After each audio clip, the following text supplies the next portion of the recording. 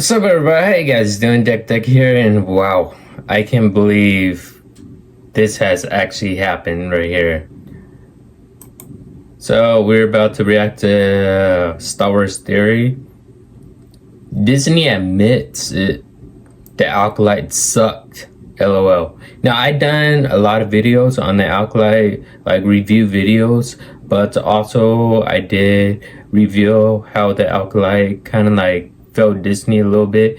And there's everybody on Twitter that was saying hashtag renew the Acolyte for another season. There's I guess you could say goals being made and stuff, and I'm like, I'm remaining neutral and stuff, basically. Well, trying to and whatever. But damn, I can't believe it has spoken out. You guys ready for this? Alright. Well, hold on. Let me see this. Hopefully it's catching everything. Let's dive right into it, shall we?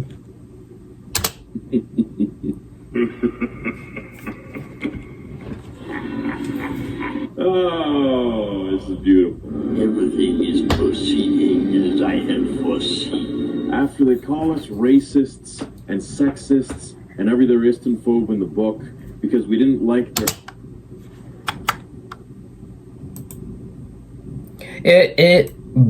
By the way, it's not X-Raven's fault. X-Raven's team were only the ones who were doing the fight choreography, because no one has seen like Jedis actually do martial arts before. They're not supposed to do martial arts before. They just want to make it stand out and something new. But yeah, so don't blame X-Raven for it. All he did was a fight choreography. He didn't do any of the choreography for the lightsabers. And I'm still pissed off. I'm gonna do a video on it, because I believe it was May or something. She bled the lightsaber red. That's not how you bleed a lightsaber. A lightsaber crystal. It took Darth Vader so many tries to bleed his crystal red. I'll do a video on that. You guys just wait for that. I was just pissed off when I saw that right there. Especially Plagueis, really.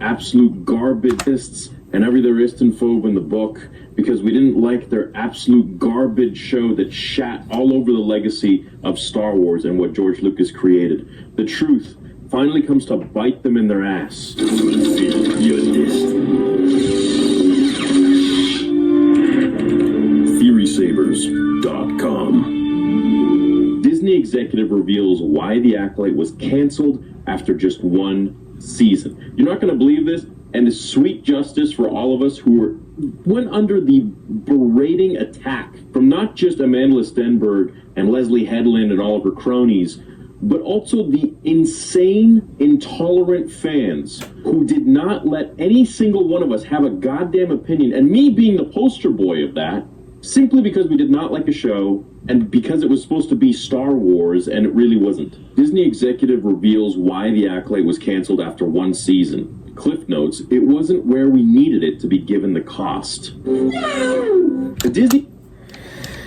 They gave it way too much. They gave it like an Avengers price for probably like a TV show. Like all $1 million would have gone good for an Avengers TV show like Loki season 3 or something like that. I would be like, okay, I would appreciate that, something like that. Or Falcon and Winter Soldier. Well, we can't do Falcon and Winter Soldier because Captain America theory is coming out. But another like Avengers TV show, I'd see that coming. But for a Star Wars show like this, just for one season too, I don't see Ahsoka being cost that much either. I'm just glad Dave Filoni is part of the project though. Ahsoka and the Mandalorian. We need a Boba Fett season 2, the Book of Boba Fett season 2. I know some people hate on it, but I liked it. I liked the show. The exec has revealed why The Acolyte was canceled after just one season. In an interview with Vulture, co-chairman of Disney Entertainment Alan Bergman said, while the House of Mouse was pleased with how The Acolyte performed in its single-season Disney debut, it wasn't enough to justify a follow-up considering the price tag. And of course, on a debut, anything is going to be great if it's Star Wars. If you put Star Wars on the title, you could peel a freaking egg, and people are going to watch the first episode until they realize this is just someone peeling an egg. It's not actually Star Wars. We were happy with our performance, but it wasn't where we needed it to be given the cost structure of that title, quite frankly, to go and make a season 2. So that's the reason why we didn't do that. In other words, they saw that the season 2, no matter Hey, it's your very dry skin. I need 72-hour hydration with new. how cheap they would make it, even if they were to make it as cheap as the Kenobi show, it still wouldn't bring in the numbers and the views. Even if this was free, the brand damage was way too much for them to want to take on another hit for a second season. They saw the discourse and they saw themselves. You know, there are a lot of people at Disney and Lucasfilm who aren't crazy shills, crazy woke shills that are there just creating their own agendas and putting their own check marks. There are people there that actually really love George Lucas Star Wars. However, they're not the ones in power, unfortunately. They're just working there. And while they may have a reputable position, they're really not the ones that are making all of the executive decisions like Bob Iger or this gentleman or Kathleen Kennedy or whatever, whoever might be there. Upon the series cancellation, Acolyte lead Amanda Stenberg posted a 8.5-minute video to her Instagram story saying she was unsurprised Disney didn't renew following the aggressive online backlash surrounding the show's female-driven story and queer undertones. Yeah, it's really all about that. The reason we didn't like it is because, you know, the female-driven story and queer undertones, just like Ahsoka, for example, which is a female-driven Ahsoka, not to mention Rey. Their girl protagonist, woman protagonist, seriously? story. And, I mean, as for the queer undertones, I don't give a shit about that. I don't think anybody cares about that. Does it have a place in Star Wars? No. No sexual identity whatsoever has a place in Star Wars. If you're going to make that the centerfold of your characters, please look elsewhere, as writing a story actually requires you to be creative and talented and know how to create a story progression with characters and an overall dynamic. Especially when you're doing Star Wars, you need to really understand the whole story in general. Now, if I seem passionate about this and emotional, it is because I am. And the amount of attacks that I received doing this breakdown and live streaming and going through the absolute shock of this shit actually coming out has left me with a big smile on my face, because if it wasn't for you guys supporting me the whole way, and also this now coming out showing us that, yeah, you know what, it did not get renewed officially because it was not worth the price.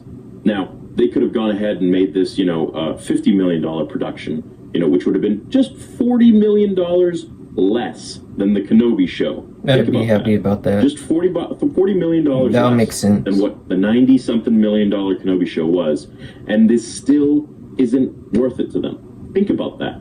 It's not a huge shock for me, Stenberg said. Ever since the series was unveiled in 2020, she added, we started experiencing a rampage of, I would say, hyper-conservative bigotry. She's already creating that divide. And we're going to go right back into this again, because I don't feel like it needs... There is no, this is beating a dead horse. This needs to be just absolutely grounded into fine dust. Made better Star Wars. Oh my goodness. And there's a shift coming in the world and in Hollywood, and we need to understand this and we need to move with it, because for too long, people have been trying to silence us under this low IQ guise of, oh, if you don't like it, then you're racist and sexist and homophobic and this and that. When in reality, I would say 99%, and I'm not eliminating the fact that those disgusting people live out there and they are real, sure. But 99% of the people who do not like a certain art form, like movies or music or whatever, it's plainly because they do not vibe with the material.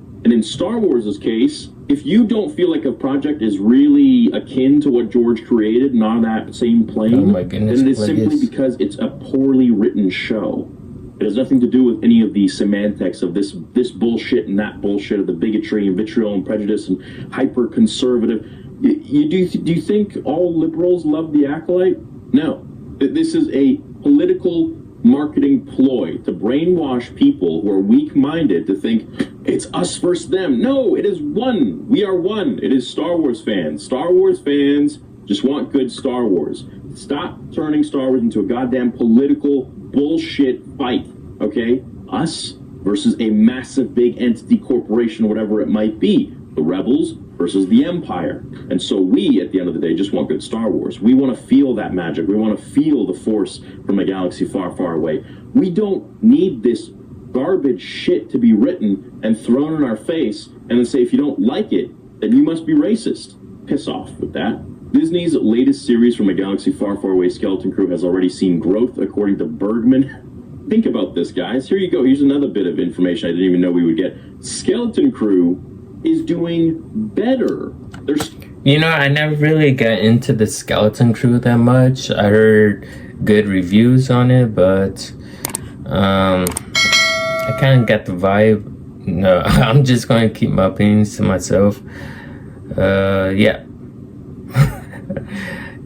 Kind of reminds me of Stranger Things a tad bit. I'll say that, though, that much. But it was okay, I'll admit. But I had other things planned on doing. If you guys want me to do a live reaction, let me know and I'll do a live reaction for you guys. So, even though like you guys won't be able to hear the bloody volume, I'll be watching it like in real time when it's premiering and stuff. Let me know if you guys want that. I'll do it. Seeing growth compared to the Acolyte. Think about it. A show with 0 lightsabers, no Jedi, no Force, nothing. No Yoda, no Plagueis, nothing. Is already seeing growth compared to the shit stain that was the Acolyte.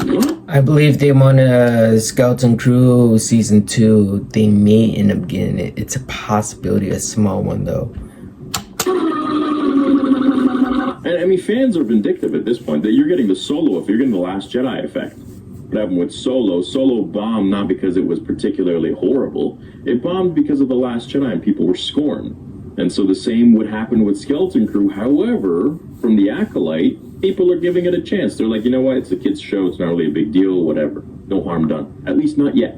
Who is hopeful the Jude Law vehicle will fare better, having received excellent reviews since its December 2 premiere. And look at that. After the first episode, it's already doing better. It hasn't tanked like the Acolyte. The Acolyte had the first episode and tanked lower and lower and lower. Finally, to the end, the season finale. We can call it that because it was the last and final season. The first, last, and final. It was the lowest rated show. The lowest viewers of any. The thing I would say about the Acolyte, I think the person that carried the show was Soul, the Jedi. Yes, the one who is the main star. I believe his name is Si Jong from Squid Games. Yeah, the main character, the main protagonist. I believe he's the one who carried the show. The thing is that it was supposed to be Keanu Reeves who was supposed to play that role, but then they went over and they asked Si Jong, would you like to play? I'm probably pronouncing his name wrong, apologies, but they asked him to come over and he said sure. He didn't even speak English at all.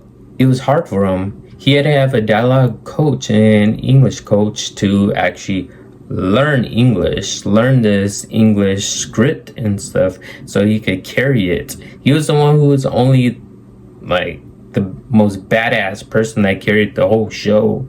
Basically, that's what I could say. And Squid Game 2, if you guys haven't seen my review video, go ahead and check it out. It's awesome. I love that season. Season 3 coming out in 2025. Star Wars Disney Plus show. Bottom of the barrel. There's a reason for that.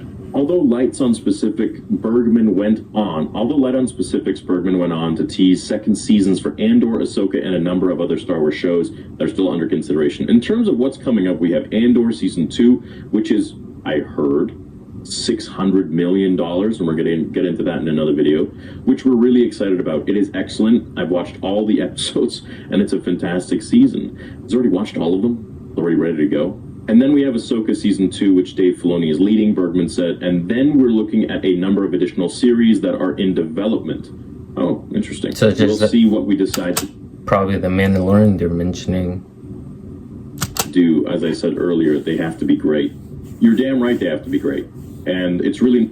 With Cerebrus mouthwash, people are finding confidence in every capital. Swishy time. not that hard. And if you want any advice on where to take it, you know my email, you know my contact. I'm sure you guys can find anything you like. You're Disney, you got the most power in the world. I'd be happy to lend my services and give you guys a bit of a better outlook on what George Lucas would have wanted, because it seems like a lot of you Disney guys are straying far away from that. And I don't know if you're controlling Dave Filoni and telling him what to do or whatnot, but like it seems like some of his projects are kind of straying a little too far from the path of what George might have wanted. You know, Ahsoka started out really good, and then I don't know what, something went weird there. Jon Favreau, Mandalorian Season 1 and Season 2, the most amazing shows. And then Season 3, what happened? Book of Boba Fett? What happened? That was good. Come on, you gotta give Book of Boba Fett its grace. The reason why people say they think it fell is because the Mandalorian kind of did a crossover, that's why. But Ahsoka, she did a crossover inside the Mandalorian. But that's debatable. It's not even real. Obi-Wan Kenobi show? You had Stuart Beattie. I talked to Stuart. I talked to him on air and off air. I know a lot about that trilogy. What were you guys thinking to not have him work on that? And to then hire Joby Harold and Deborah Chow with the shaky cam? I mean, why? What's going on? Do you guys not like money? I can tell you guys a lot about shake cam. I believe I already told you guys about the shake cam. The shake cam is what a lot of people use, especially in the Bourne movies and also in all Christopher Nolan's Dark Knight movies. Yeah, in the fight scenes. That's what they used for movies. Now the Bourne movies with Glass, basically that was their kind of style of how they fought with the shaky cameras. The shaky cameras, the reason why they are used is because, I will say this again, if the actors actually accidentally fail a fight choreograph movie, not a movie, but like a scene, if they fail like it, I guess the shaky cams will delete it out, will make it look like, oh no, they did their stunt perfectly.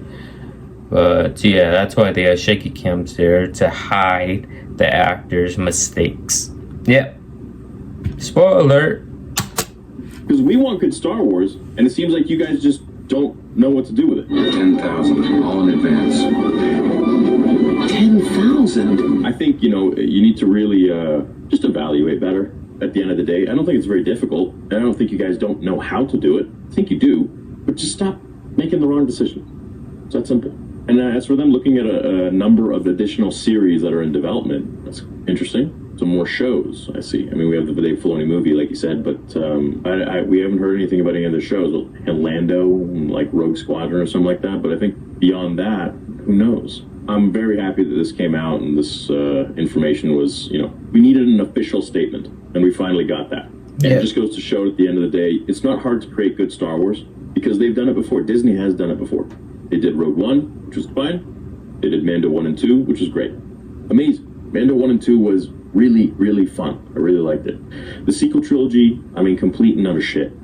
Obi-Wan, the only good thing about Obi-Wan was the fact that Obi-Wan and Anakin were in it. That was it. And Vader. You put Vader in anything, I mean, for a fan film of Vader is going to be great.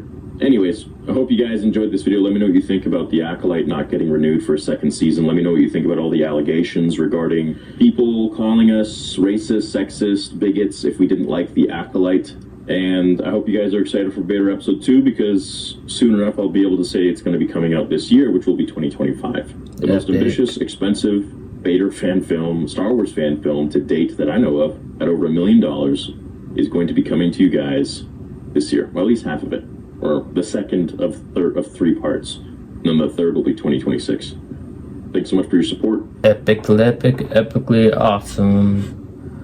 So, you speaking facts. And, well, I got another video to upload. That'll be on the second channel. So, hope you guys enjoyed this video. If you guys are new, subscribe to the channel as always. And yes, of course, just like he said, may the force be with you always.